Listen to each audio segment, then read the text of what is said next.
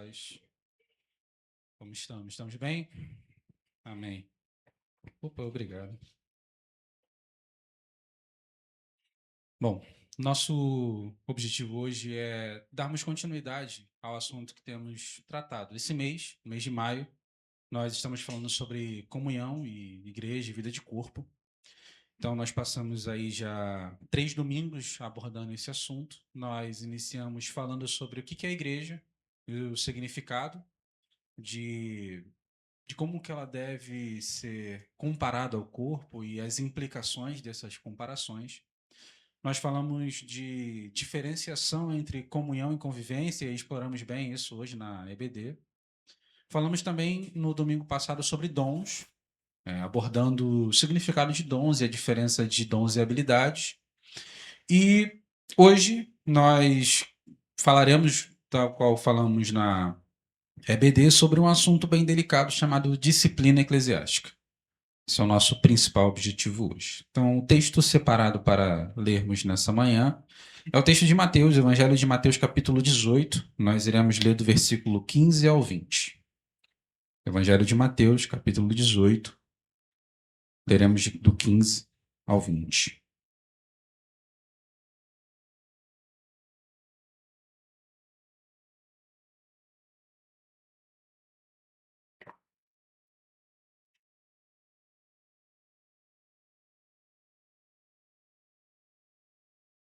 Mateus, capítulo 18, versículos de 15 a 20, diz assim: Se teu irmão pecar contra ti, vai a sós com ele e repreenda-o.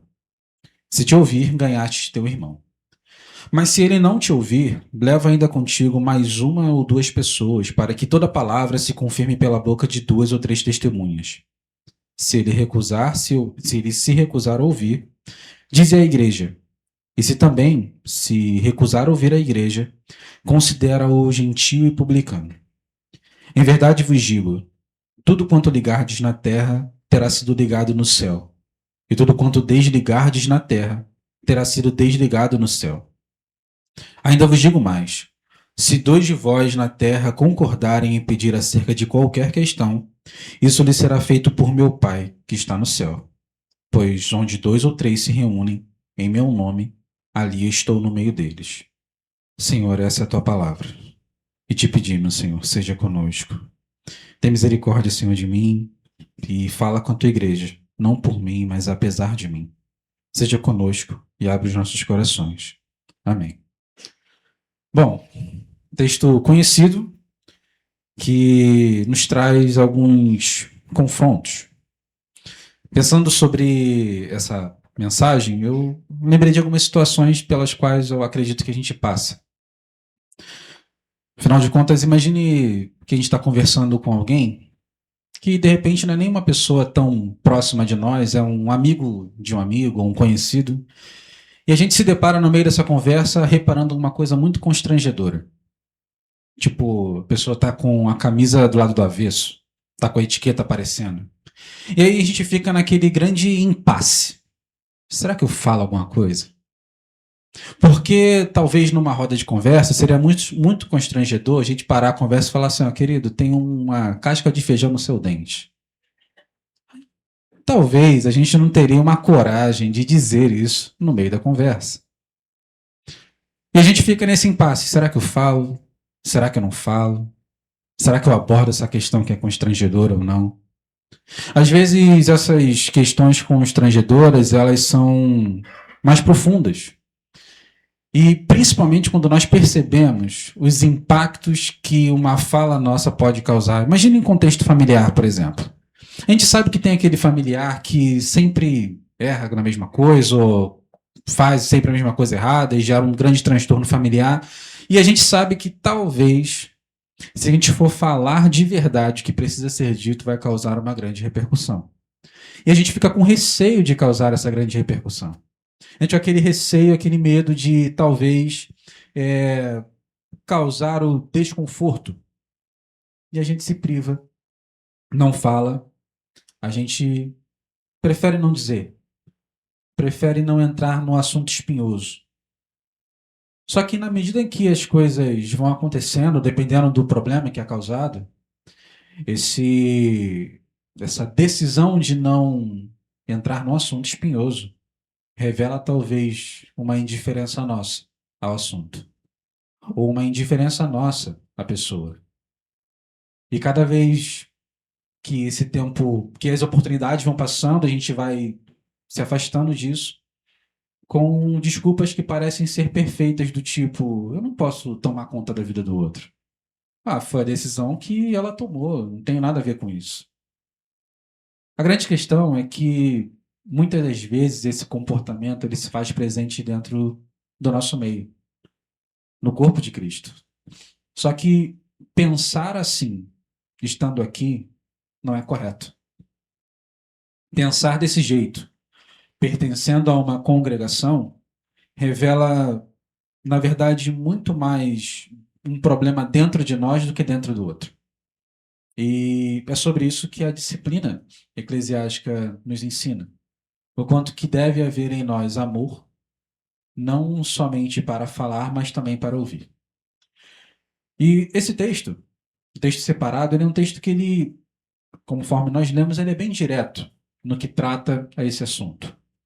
Só que eu não sei se vocês já tiveram a oportunidade de ler, pegar o capítulo, não só o capítulo 18, mas entender que existe uma sequência atrelada a esse assunto.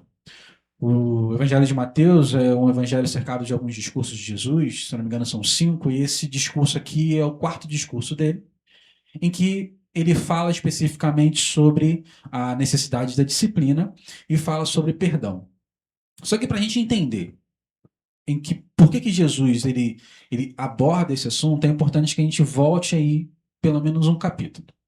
E na medida que a gente for andando, vocês vão entender o peso da coisa. Eu gostaria que vocês tentassem imaginar essa sequência de eventos para que ajudasse a gente a entender o porquê que ele fala dessa forma. Bom, para a gente entender especificamente isso, a gente começa no capítulo 17. Lá no início do capítulo 17, existe um evento muito conhecido por todos nós, que é o evento da transfiguração. Então, Jesus sobe ao monte e ele leva consigo 3 discípulos. Ele leva Pedro, Tiago e João. E naquela noite, naquele evento, existe uma coisa, acontece, na verdade, uma coisa que é indizível, transcendente.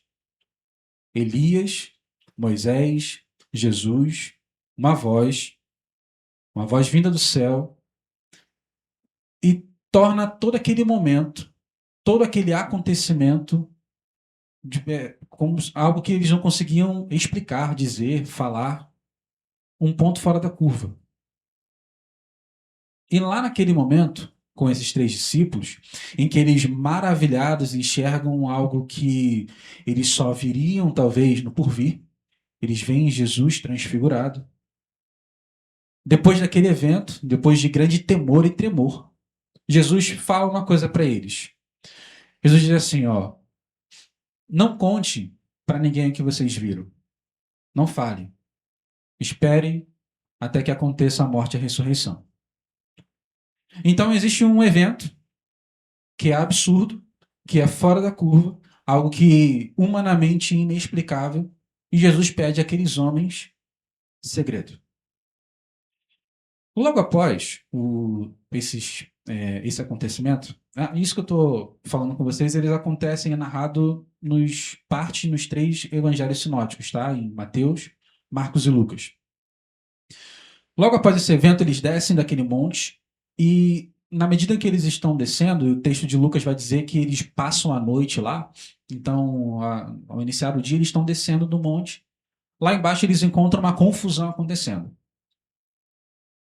Uma confusão acontecendo porque eles observam que tem uma multidão ao redor de alguns discípulos, eles observam que tem alguns mestres da lei ali e existe um burburinho, uma confusão, um estresse acontecendo e eles estão lá observando de longe e aí corre um homem na direção de Jesus e fala assim, ó, Jesus, gostaria que você curasse meu filho, ele tem ataques epiléticos e às vezes ele se joga no fogo, se joga na água. Alguns outros evangelhos vão dizer que era uma possessão demoníaca. E existe uma partícula muito interessante desse texto que vai dizer o seguinte: eu trouxe meu filho aos teus discípulos, mas eles não conseguiram expulsar o demônio. E aí existe uma fala de Jesus que vai dizer assim: até quando ficarei eu no meio de vós, homens de pouca fé? Tão grave. Haviam 3 discípulos na transfiguração, os outros 9, ou os outros discípulos, passando por uma noite de batalha espiritual mal sucedida, porque eles não conseguiram executar o que precisava ser executado. Logo após, Jesus prediz sua morte e ressurreição. Jesus fala: ó, eu vou morrer, mas eu vou ressuscitar. E aquilo ainda gera um pouco de confusão na mente daqueles homens, só que eles se sentem apreensivos em perguntar o porquê, ou entender o porquê. Então existe ali um misto de medo, de constrangimento, de tristeza, porque Jesus anuncia que aquilo aconteceria, só que eles não entendem especificamente. E no caminho, se não me engano, eles estão indo para Cafarnaum, ou no caminho da Galileia, não lembro muito bem, eles existem entre aqueles discípulos uma dissensão, uma discussão, uma conversa. Mas quando a gente lê o relato do Evangelho, a gente às vezes pega porções isoladas. Mas imagina, 3 discípulos que passaram uma noite maravilhosa, encontram os outros que passaram uma noite horrível, e talvez eles conversavam no caminho, falando assim: o que aconteceu? Ele falou: não posso te dizer não o que aconteceu. É segredo. Mas como é que é segredo? Eu não posso dizer o que houve. Não posso. E eles começam ali conversar entre eles e surge uma pergunta: Jesus, quem de nós é o maior? Parece meio que lógico, né? Porque eles discutem entre si. Quem de nós então é o maior? Jesus. E o texto, se não me engano, de Lucas vai dizer, sabendo o que lhes passava no coração, essa frase maravilhosa, sabendo o que se passava no coração deles, chama uma criança e diz: ó, para ser o maior no reino de Deus, precisa ser o menor. E ai daqueles que desviar um desses pequeninos. E aí a fala de Jesus começa a transformar esse pequenino, ou no servo, em qualquer pessoa que ouve a mensagem do Senhor. E ele começa a discorrer sobre como que esse pequenino deve ser tratado. E depois disso, Jesus vai falar sobre a necessidade do cuidado e como que o pecado ele afeta diretamente o corpo. E aí tem aquela frase ou aquele texto que vai dizer: ó, se tua mão te faz pecar, corta tua mão. Se teu olho te faz pecar, corta, tu joga o teu olho fora, porque é melhor que tu vá do que tu fique com todo o teu corpo sem poder ir. Então ele discorre sobre esse assunto. Logo depois ele fala da ovelha perdida. Então ele falou de que para ser o menor, perdão, que para ser o maior tem que ser o menor, e sendo esse menor tem que haver o cuidado com o pecado, em relação ao pecado, e também ele começa a falar da necessidade do resgate daquele que vai. E aí da alegria do resgate e da alegria do retorno. Logo depois ele é o texto que nós lemos, que é Mateus capítulo 18, capítulo 18, versículo de 15 a 20. E logo depois essa parte do texto, existe uma parábola que Jesus fala sobre o perdão. E é muito interessante que essa parábola, essa parte do texto, começa com a pergunta de Pedro.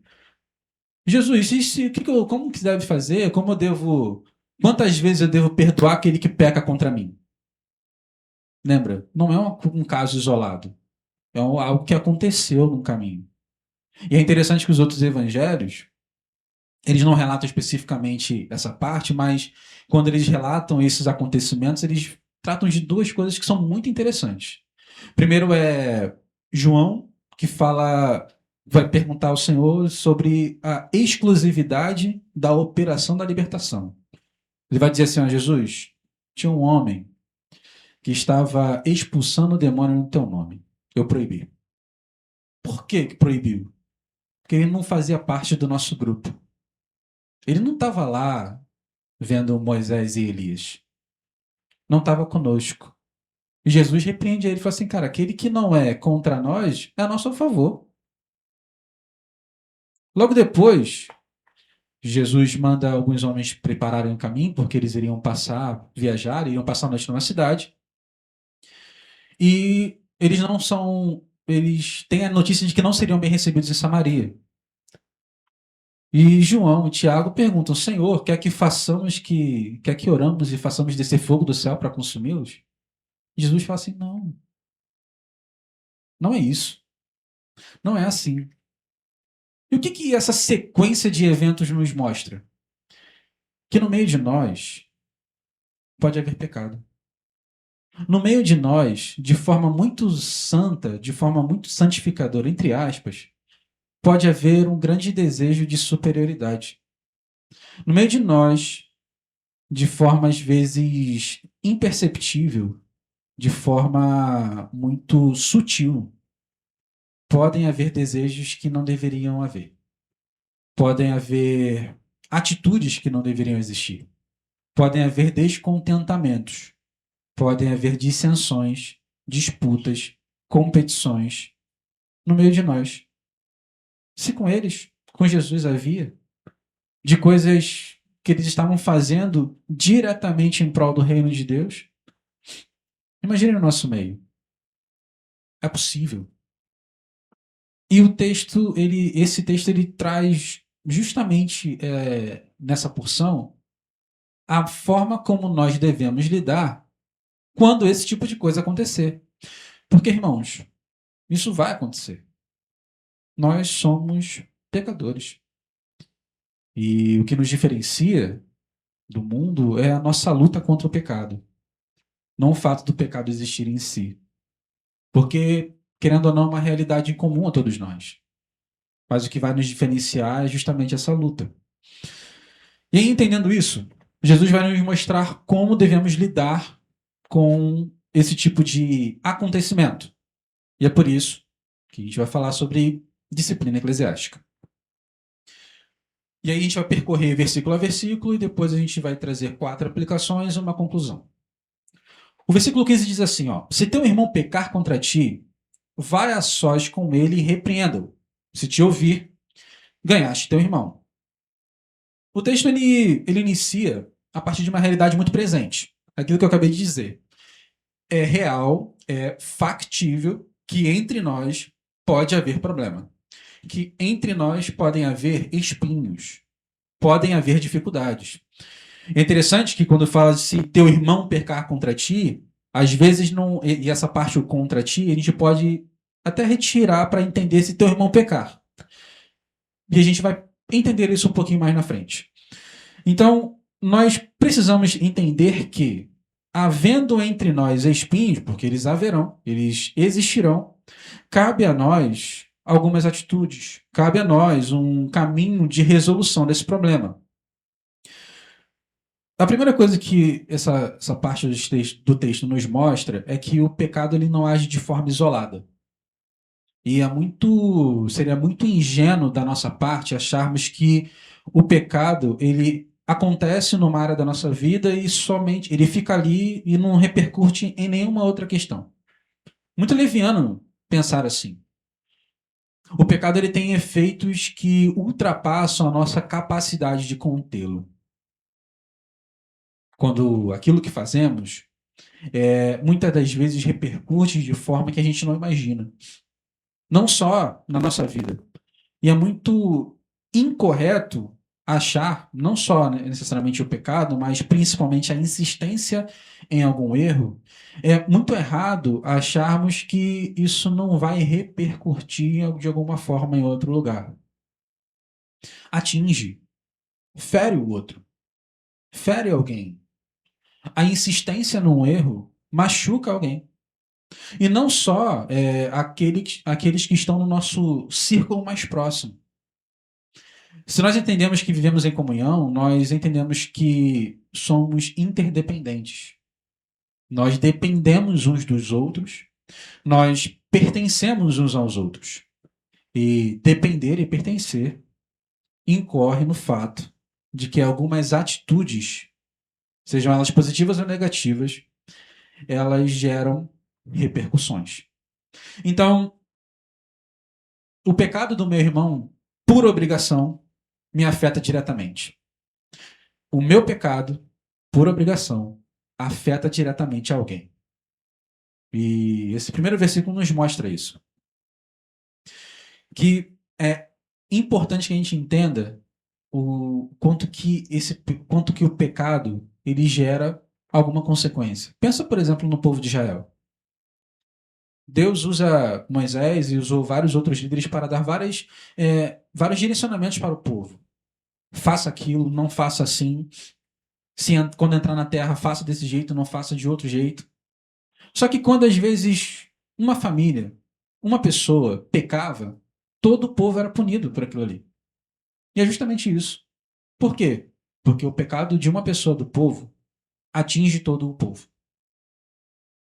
É um efeito do qual nós não podemos fugir ou controlar.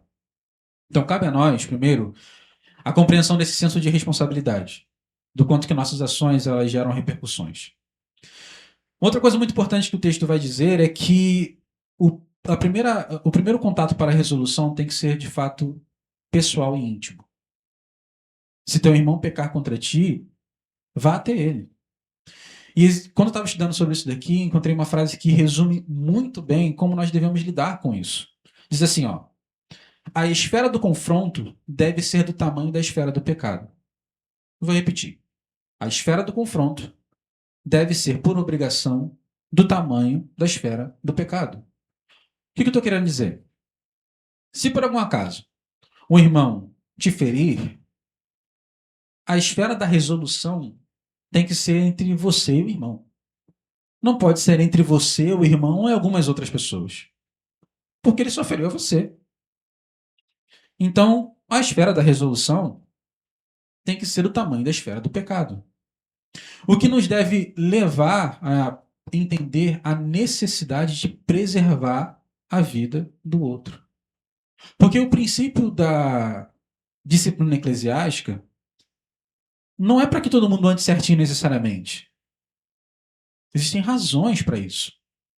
O princípio é a preservação do corpo. E se por algum acaso, e o texto é muito enfático, ele vai ditar todo o tom da necessidade da disciplina. Se o teu irmão peca contra ti, ou pecou contra você, vá até ele. E se você conseguir resolver, glória a Deus. Por quê? Porque ganhaste teu irmão. E aí já houve a resolução do problema. E é muito interessante que esse ganhar, essa palavra ganhar, no contexto aqui, não está necessariamente dizendo, não está atrelado a vencer uma disputa. Está atrelado a ganhar um tesouro. Quando alguém te presenteia com um tesouro, você ganha algo, e é esse ganhar o irmão, que mostra a preciosidade que é conseguir ganhar de volta um irmão que estava no erro. Então a primeira parte do texto, perdão, esse primeiro versículo vai nos dizer: se por algum acaso o teu irmão pecar contra ti, vá até ele, repreenda-o, e se der tudo certo, você ganhou teu irmão. Mas pode ser que não dê certo. E aí, versículo 16. Mas se ele não te ouvir, leva ainda contigo mais uma ou duas pessoas, para que toda palavra se confirme pela boca de duas ou três testemunhas. E aqui Jesus ele vai fazer uma conexão com o processo judicial da época, vamos dizer assim, que lá uma conexão com o texto de Deuteronômio que fala da necessidade de testemunha para a confirmação do culpado por um crime. Então, a ideia é basicamente essa. Leve duas ou três pessoas com você para que sirvam de testemunha e haja a preservação da imparcialidade do ocorrido. Por quê? Porque, irmãos, às vezes, ir até o outro e dizer, ó, você pecou contra mim, às vezes não tem pecado nenhum. Às vezes a gente confunde pecado com opinião. E às vezes a gente acha que aquilo que o outro fez foi um erro, quando na verdade nós apenas ressentimos aquilo que aconteceu. Então, é importante que haja algumas testemunhas para a imparcialidade do evento.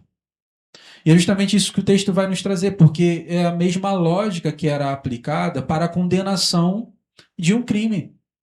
Se, lembra lá no texto de Deuteronômio vai dizer, se forem dois, cortar lenha, e na hora do machado escapar o ferro, matar o outro, e ninguém viu, ele vai dizer, ó, fuja para uma cidade. Por quê? Não houve testemunha. Mas se houve alguma testemunha e presenciou e disse assim, ó, foi tudo sem querer, então tá tudo bem. Mas se houve e disse, ó, é culpado, foi proposital, então aí existe aí a condenação. A ideia, a lógica é a mesma. Para que essas duas ou três pessoas cumpram essa capacidade de ajudar na imparcialidade do evento, de modo que garanta que, de fato, o que a pessoa fez foi errado. Ou não houve erro. Houve uma má interpretação. Isso é santo, isso é necessário para que a quantidade de espinhos entre nós diminua cada vez mais. Só que também é importante entendermos que essas pessoas chamadas, elas não são pessoas que devem ser chamadas para montar uma banca inquisitória contra aquele que erra. Então deve haver muito equilíbrio no tratamento de disciplina. Na verdade, todo esse relato ele tem que trazer em nós uma consciência de profundidade de corpo e de relacionamento com Deus muito grande. Que a gente está falando sobre, no final das contas, a excomunhão de alguém. Então, é um processo que ele é muito delicado. Ele exige de nós sensibilidade, exige de nós tato, exige de nós um cuidado muito grande porque a gente está lidando com a vida de outra pessoa. Então, é necessário sim que duas ou três pessoas se participem nesse momento para auxiliar na resolução de um problema, para ajudar na imparcialidade do evento. E essas testemunhas elas precisam, por obrigação, ser mediadoras da paz. Elas não devem ser pessoas que concordam comigo e discordam do outro, para que haja uma condenação do outro e uma concordância comigo. Só que mesmo assim, às vezes, mesmo com o convite de duas ou três pessoas, o problema não é resolvido. Como é que faz? Aí é o versículo 17. Diz assim o versículo: se ele se recusar a ouvi-las, ou ouvi-las são as testemunhas, dize-o à igreja. E se também se recusar a ouvir a igreja, considera-o como gentio e publicano. Ou seja, Jesus nos instrui para que, caso o irmão, caso aquele que peca, esteja de ouvidos fechados, irredutível, coração obstinado, ele tem que ser levado à igreja. E é muito importante que a gente entenda, irmãos, que levar à igreja não é necessariamente a gente pegar o microfone e falar assim, olha só, quero contar que teve um irmão. Não é isso. Levar à igreja é levar a liderança da igreja. É envolver diretamente a liderança da igreja. E é importante que a gente entenda que existe um caminho de resolução de problemas pessoais. E a última instância é levar a liderança. O que isso significa? Que é obrigação nossa a manutenção do corpo. É de plena necessidade nossa cuidarmos uns dos outros. Não é um papel necessariamente do pastor ou da liderança da igreja. Porque se existe algum problema que acontece diretamente com o irmão e você tem a possibilidade ou a capacidade de resolver, resolva. Se conseguir resolver, você ganhou seu irmão. E se não houve essa possibilidade, de repente envolver duas pessoas que são próximas dos dois, de modo que consiga arbitrar no ocorrido e trazer luz àquele caso. Porque se resolveu, ganhou teu irmão. Mas se não conseguir, nem por uma via, nem por outra, aí sim, envolva a liderança da igreja. Envolva o pastor, envolva a liderança, não deixe de fazê-lo. É necessário. Porque o que importa é ganhar o irmão. Então, existem etapas que devemos cumprir para que o irmão seja ganho. Existem caminhos que devemos percorrer para que o irmão seja ganho. Então, é diretamente responsabilidade nossa a manutenção da igreja. É uma responsabilidade de cada membro cuidarmos uns dos outros. E caso a gente não consiga, talvez por um coração que está duro demais ou por uma vontade que está muito obstinada, aí sim envolver a liderança da igreja. Mas também pode haver que chegamos num ponto em que não tem como salvar. Não tem como mudar. Não tem como tirar aquela ideia ou fazê-lo desistir de uma prática consistente de pecado. Novamente, nós aqui não estamos lidando com uma opinião específica. Não é necessariamente uma opinião. É uma prática consistente do pecado. E essa prática, ela deve passar por essas três instâncias, vamos dizer assim, até que, caso não haja a possibilidade de resolução ou uma possibilidade de mudança de mente daquela pessoa, cumprir aquilo que o texto diz, que é, se ele se recusar a ouvir a igreja, ou se recusar a ouvir o pastor e a liderança, considera-o como gentio e publicano. Isso é um ponto muito delicado, que requer, novamente, o cumprimento desses três passos. Até porque é necessário, de fato, um equilíbrio, porque às vezes a gente fica com esse receio de executar, mas é necessário a coragem para fazê-lo. Tanto que quando a gente citou o percorrer do capítulo 17 e 18, quando Jesus vai falar de como que devemos lidar com o pecado, ele é muito enfático em dizer que se a tua mão te faz pecar, corta. Se o olho te faz pecar, arranca-o fora. Dentro do contexto de corpo, é mais ou menos isso. Infelizmente. Mas é mais ou menos isso. Se por algum acaso existe algum membro do corpo que incorre ao erro de forma irredutível, de forma a desistir de lutar contra o pecado, corta-o fora. Trata-o como, considere-o como gentio e publicano. E é muito necessário que isso aconteça para a preservação do próprio corpo. É como se fosse uma infecção. Tem uma infecção que começa muito pequena, ela começa a se espalhar pelo corpo. E se ela não for tratada, todo o corpo vai ter a infecção. E aí todo o corpo perece. A grande questão da necessidade do equilíbrio nesse ponto é que muitas das vezes nós incorremos com uma força muito grande na correção, achando que a excomunhão, por mais que seja a última instância, ela é a plena necessidade de um cajado que desse conforto na cabeça daquele que peca. É necessário que haja. É necessário que aconteça. Quando a gente vê Paulo falando aos Coríntios, é, meio que aplicando, vamos dizer assim, aquilo que Jesus vai dizer, Paulo vai falar lá em 1 Coríntios capítulo 5 que um pouco de fermento leveda toda a massa. Ou seja, é uma coisa muito pequena que vai gerar uma repercussão muito grande. E o que ele diz sobre aquele rapaz na igreja de Corinto? Entregue-o a Satanás. Só que entregar a Satanás não é ir ali na rua, abrir um buraco no chão e falar, Satanás, toma. Não é isso, entregar a Satanás. Entregar a Satanás é entregar ao mundo.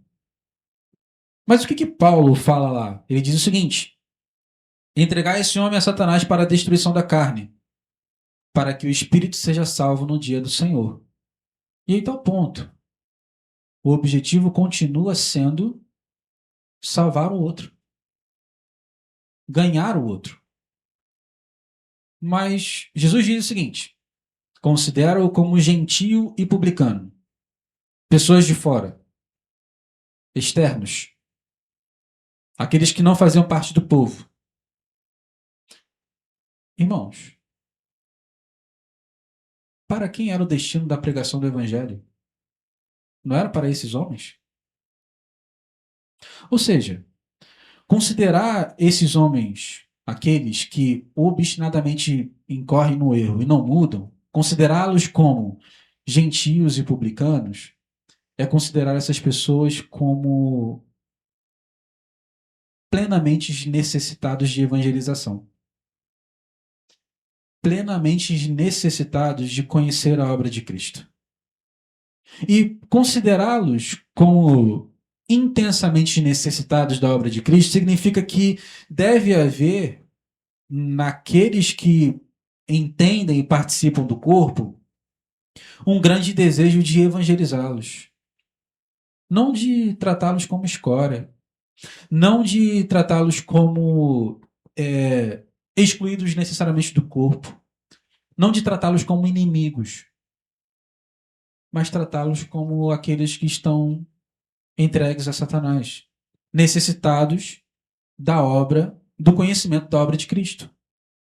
E aí gera uma responsabilidade ainda maior por conta da execução da disciplina, mas uma necessidade de cuidado e de acompanhamento, de falar da palavra, de ir atrás, de buscar. Por quê?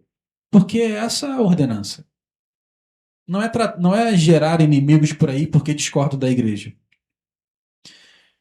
É tentar ganhar o irmão. E é por isso que lidar com disciplina exige de nós um equilíbrio muito grande. Porque muitas das vezes nós tratamos aquele que está fora como, perdão, aquele que esteve conosco e vai, nós tratamos como inimigo. Só que não é isso que o texto vai dizer sobre a centésima ovelha que se perde. Aquela ovelha que é resgatada, ela é recebida com alegria. Ela se desviou, ela foi, seguiu um caminho que ela quis, se desviou do rebanho. Mas aquela ovelha, quando ela é resgatada, ela é recebida com alegria. Então a ideia da disciplina, ela precisa, por obrigação, ter esse equilíbrio de que é necessário a aplicação da disciplina, porque senão toda a massa vai ser levedada. Mas também é necessário o trabalho em prol do resgate do outro. Por quê? Porque pode ser uma ovelha perdida. Versículo 18, ele diz assim, ó: em verdade vos digo, tudo quanto ligardes na terra terá sido ligado no céu, e tudo quanto desligardes na terra terá sido desligado no céu. E aqui, tanto o versículos 18, 19 e 20, eles precisam, por obrigação, ser compreendidos dentro do contexto da aplicação da disciplina. Muitas das vezes esses versículos eles são utilizados para ganhar coisas, etc., mas eles precisam ser compreendidos à luz da ideia da disciplina eclesiástica. Por quê? Porque existe uma grande autoridade e existe uma grande preocupação da aplicação da disciplina no corpo. Por isso que quando a igreja, a liderança da igreja, ela desliga um membro, vamos dizer assim, é algo que é altamente espiritual. Porque não é só tirar uma pessoa de uma congregação, está retirando uma pessoa do corpo. E é por isso que exige um cuidado muito grande ao fazê-lo. De modo que é como se fosse uma grande responsabilidade em fazer. Porque todos nós, talvez, todos nós não, perdão, talvez alguns de nós, a gente vai conhecer pessoas que foram feridas de alguma forma por outras pessoas dentro de uma outra igreja. E a gente sabe o quanto que essas marcas, elas duram. Eu diria até que são permanentes. Feridas que outras pessoas carregam, que foram causadas por membros de outras igrejas. Ou feridas que outras pessoas carregam, que foram causadas por coisas que nós fizemos. Então, por isso que existe uma responsabilidade muito grande na aplicação da disciplina. Por isso que Jesus vai dizer: aquilo que for feito, aquilo que ligardes na terra, será ligado no céu. É o peso da responsabilidade do ato. Dizendo que façam com a máxima diligência necessária, mas façam. Façam em preservação do corpo, mas façam. Tenham coragem de fazer, sabendo que aquilo que for feito, ele será ligado no céu. E aquilo que for desligado no céu será desligado na terra. Porque é a preservação do corpo de Cristo. Então é importante que haja em nós uma preocupação muito grande em relação à disciplina. Porque nós estamos lidando com coisas que são altamente espirituais, muito embora às vezes não pareçam. A gente está falando de dissensões entre irmãos, pequenas discussões, ou então uma conversa que não saiu muito bem. Irmãos, é uma responsabilidade muito grande. Então, e essa responsabilidade ela não pode ser encarada de qualquer forma. Para ir até o outro, tem que haver um quebrantamento muito grande da nossa parte. Tem que haver um entendimento da nossa parte de que eu preciso estar pronto para ir até o outro. Por quê? Porque, de repente, todo esse processo pode causar numa exclusão. E para ligar algo na terra e no céu, é muito importante que a gente saiba o que a gente esteja fazendo. Por isso que é um processo que exige um grande envolvimento espiritual. Oração, lágrima, empatia. Não é feito de qualquer jeito. O que eu estou querendo dizer é que a gente não pode levar questões assim até a última instância sem antes dobrar os nossos joelhos por aquele que peca. Sem antes tentar se colocar no lugar do outro. Sem antes se perguntar, será que eu estou errado de fato? Porque não é algo simplista. Por mais que pareça. É algo muito grandioso. Os versículos 19 e 20 dizem: Ainda vos digo mais. Se dois de vós na terra concordarem em pedir acerca de qualquer questão, isso lhes será feito por meu Pai, que está no céu. Pois onde dois ou três se reúnem em meu nome, ali estou no meio deles. E aqui, Jesus ele ratifica a ideia da responsabilidade da disciplina. Novamente, esse texto ele precisa ser entendido dentro do seu contexto. Aqui não está dizendo necessariamente que se tu fizer uma reunião na tua casa, se tiver duas ou três pessoas, Jesus vai estar ali. Não é isso que o texto está dizendo.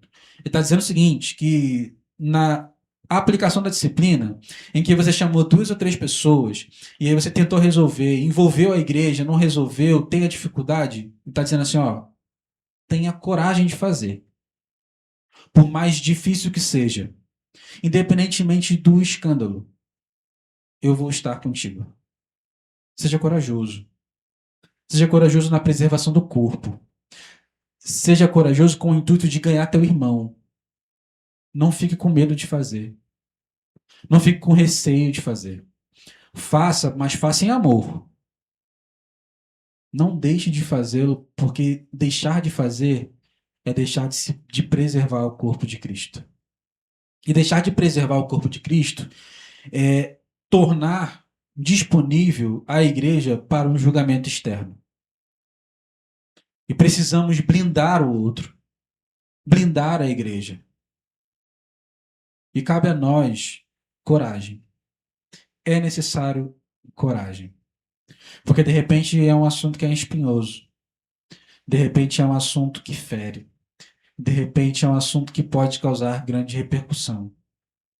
Mas o que a Bíblia nos diz? Que onde tiver dois ou três reunidos em meu nome, eu estarei lá. É altamente espiritual, irmãos. Não é algo, não é somente uma resolução de picuinha. É a preservação do corpo de Cristo.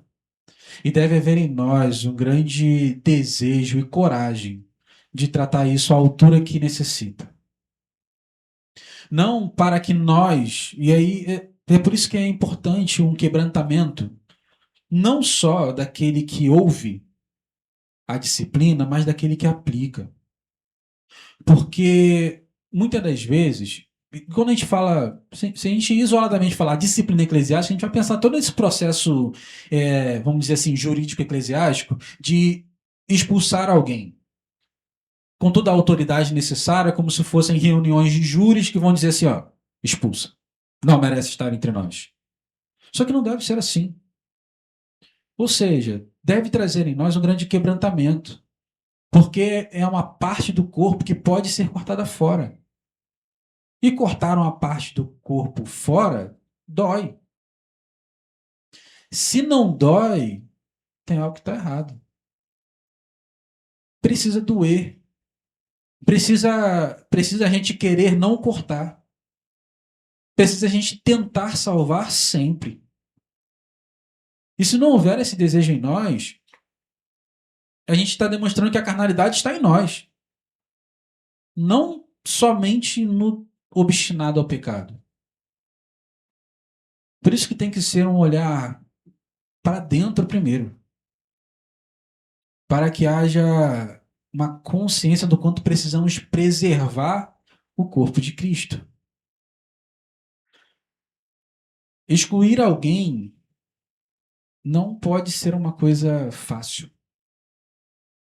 Porque vai gerar uma marca naquela pessoa.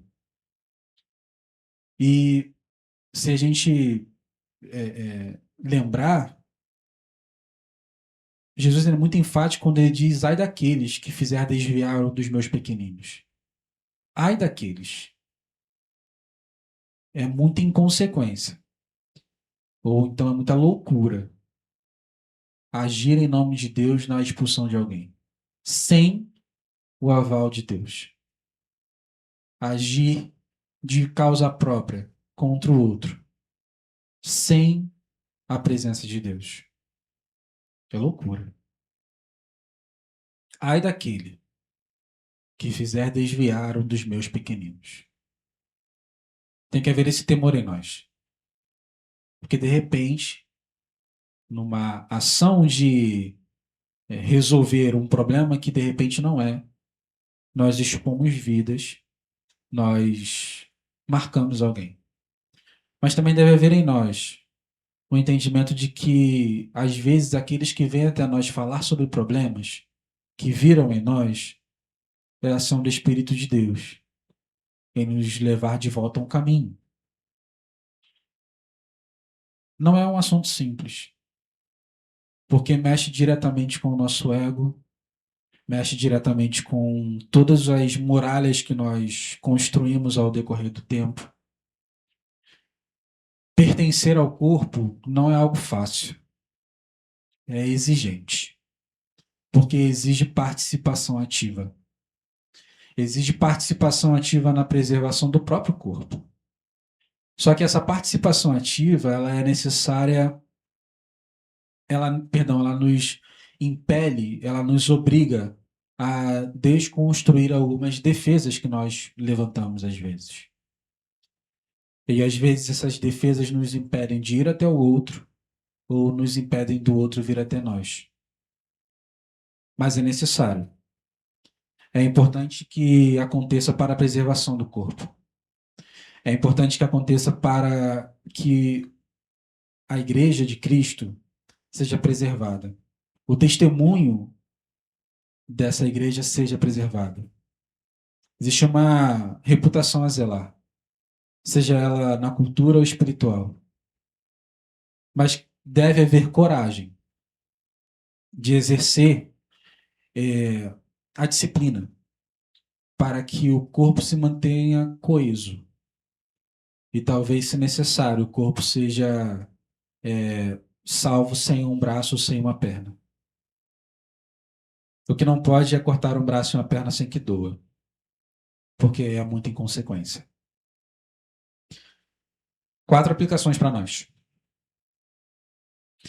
Se somos corpo, pertencemos uns aos outros. E o que fazemos, seja positivo ou negativo, afeta não somente o nosso círculo principal, não afeta somente a nossa família ou os nossos amigos mais próximos, mas atinge a congregação. Por mais que às vezes haja um desejo em nós de isolamento, nós precisamos entender a responsabilidade que existe em mim e em cada um de nós, de que a saúde espiritual da igreja é obrigação nossa. Não podemos dar de ombros aos problemas dos nossos irmãos. Não podemos fazer isso. Se tem algum irmão que, por algum acaso, obstinado em pecado, nós precisamos ir até ele. É responsabilidade nossa. Nós pertencemos uns aos outros. Segundo, Deve haver em nós um espírito de coragem para ajudar a tratar do problema do nosso irmão. Não um espírito de fofoca. Não um espírito de expor a situação. Nós, se não temos a bravura de ir até o outro para falar em amor, nós não podemos ter nenhum direito de levar esse caso a alguma outra pessoa. Se não houve coragem em nós de ir até o outro, conversar com o outro, a gente não pode ter a obstinação de sair falando por aí o que aconteceu. O nosso principal objetivo é salvar um tesouro, não expor alguém. A gente precisa ter isso de forma muito consciente em nós. Nosso principal objetivo é ganhar o tesouro. Terceiro, deve haver em nós humildade para falar e para ouvir. Devemos ter a humildade para falar porque a única coisa que diferencia o irmão que peca de nós é que o pecado que está exposto é o dele, não o nosso. Se a gente parar para pensar, irmãos, é o pecado do outro que está exposto, não o nosso. De repente, aquilo do qual a gente desistiu de lutar, se aquilo do qual nós desistimos de lutar for exposto, o necessitado de disciplina, seremos nós. Então, por isso que deve haver grande humildade quando formos confrontar alguém.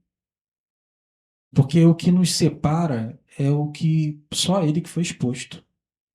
Só. Todos nós pecamos. E talvez a gente desistiu, inclusive, de lutar contra alguns pecados, só que ninguém sabe. Só a gente e Deus sabe. Então a gente não pode ser hipócrita de ir até o outro, apontar um dedo, quando a gente também desistiu. Então é necessário humildade para falar. Necessário também humildade para ouvir, porque Deus sim usa outros irmãos para nos mostrar a luta da qual nós desistimos. Mostrar onde nós podemos estar errando e mostrar que precisamos enxergar a disciplina como uma forma de amor. Por mais difícil que seja, é disciplinar em amor. E se a disciplina não for exercida em amor, somente com o rigor, somente com a espada, somente com o peso, ela está errada. Porque quando ela é feita fora do amor, ela não é feita para ganhar. Ela é feita para excluir. Por último, não podemos de forma alguma tratar com desprezo aquele que, por ter um coração obstinado, teve de ser afastado da comunhão. Essas pessoas que saem, elas não merecem o nosso desprezo. Elas não podem receber de nós desprezo. Fazer isso nos torna altamente legalistas. Nós devemos agir com intensa aproximação evangelística. Não para semear discórdia ou para ficar fazendo fofoca, mas para que o irmão seja restaurado o quanto antes. É obrigação nossa. Perdão. É obrigação nossa ir até o outro. Buscar ganhar o outro. Buscar restaurar o outro. Precisa ser exercido em amor. Eu concluo dizendo que, por mais que seja difícil enxergar, a disciplina ela está totalmente permeada de amor. Quando a gente estava na IBD, a gente falou justamente sobre isso. De que o contrário do amor não é, às vezes, um levante de raiva contra o outro. O oposto do amor é a indiferença. Na medida em que não há o exercício da disciplina, fica exposto quão indiferentes nós somos. Então é por isso que a disciplina é necessária. Precisamos enxergar esse amor quando recebemos a disciplina, porque é Deus levantando pessoas para nos apontar o erro. Não necessariamente para o julgamento, mas para um retorno do relacionamento correto com Deus. A gente precisa entender que sim, às vezes nós precisamos ser corrigidos. Às vezes sim, nós erramos. E isso sim é uma demonstração de amor. E nós precisamos praticar esse amor quando exercemos a disciplina. Porque nas curvas da vida, talvez um dia possa ser nós o obstinado, possa ser eu o obstinado. Então, precisa de amor em quem aplica.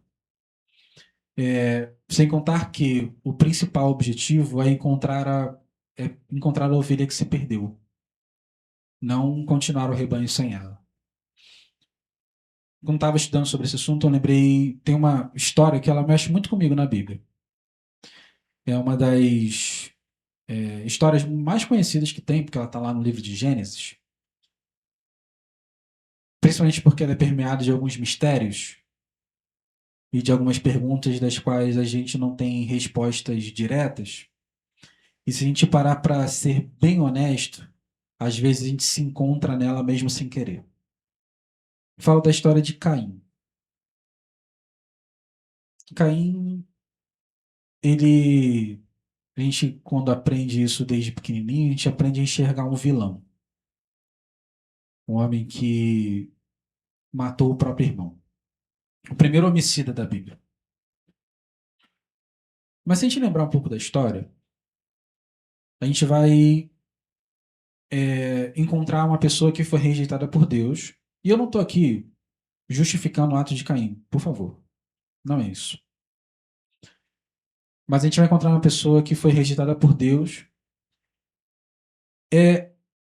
Acontece no coração dele aquilo que em Coríntios Paulo cita, que é uma pequena quantidade de fermento que leveda toda a massa. Ele se levanta contra o irmão, mata o irmão. Ele é antes dele cometer o ato, ele é confrontado por Deus e fala assim: teu semblante está caído, o que que houve? O pecado bate à tua porta, você precisa dominar. Mas ele tem um coração obstinado e ele comete o pecado. Quando ele é confrontado após cometer o pecado, ele continua obstinado. Deus fala assim: cadê teu irmão? Onde está Abel? Ele vai dizer: por acaso sou eu tutor do meu irmão? Deus vai dizer: o sangue do teu irmão clama da terra. O que você fez precisa ser punido. O que você fez precisa de um corte. O que você fez precisa de exclusão. Caim então vai dizer: a pena do meu pecado é demais. Eu vou andar por aí e aquele que me encontrar vai me matar, porque eu não consigo conviver ou sobreviver com isso. E é justamente esse o ponto que mexe comigo nessa história. Não por aquilo que Caim fez ou fala, mas pelo absurdo amor de Deus. Deus fala assim: eu vou botar em você uma marca e ninguém vai tocar em você. Não era para matar Caim, é para que ele tivesse tempo de voltar. Restaurar uma vida. Esse é o principal objetivo da disciplina. Infelizmente, a história nos mostra que Caim não volta. Ele cria uma cidade, ele caminha distante,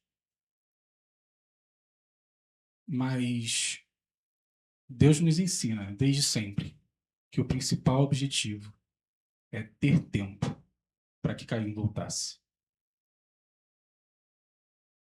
Oremos. Senhor, seja conosco. Seja conosco, Deus, porque a tua graça, ela nos envolve de jeito que a gente não percebe. Abre, Senhor, nossos corações para entender o quanto que precisamos voltar para casa.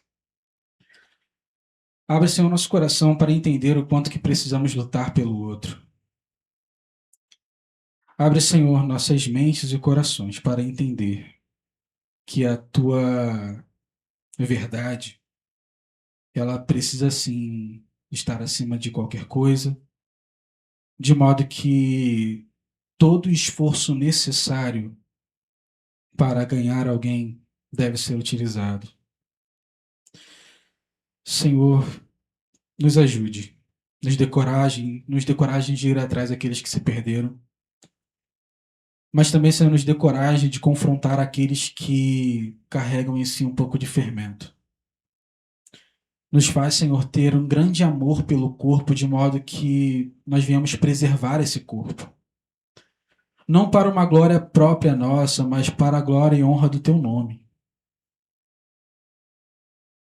Quebranta em nós, Senhor, um coração altivo, um desejo de superioridade. Quebranta em nós, ó Pai, um desejo de grande autoridade. Senhor, que o Senhor venha falar conosco, nos mostrando aqueles que precisam de uma palavra nossa. E te pedimos, Senhor, que tu fales com outros para que os outros entendam quanto que eles precisam falar conosco. Senhor, nos ajuda a manter viva a fidelidade da tua igreja. Fidelidade com a tua palavra, fidelidade com a tua verdade, fidelidade no exercício do amor. Nos encoraja para que possamos exercitar isso. Nos dê lucidez para que, quando fizermos, nós venhamos fazer em prol do teu reino, não para um engrandecimento próprio. Seja conosco. Amém.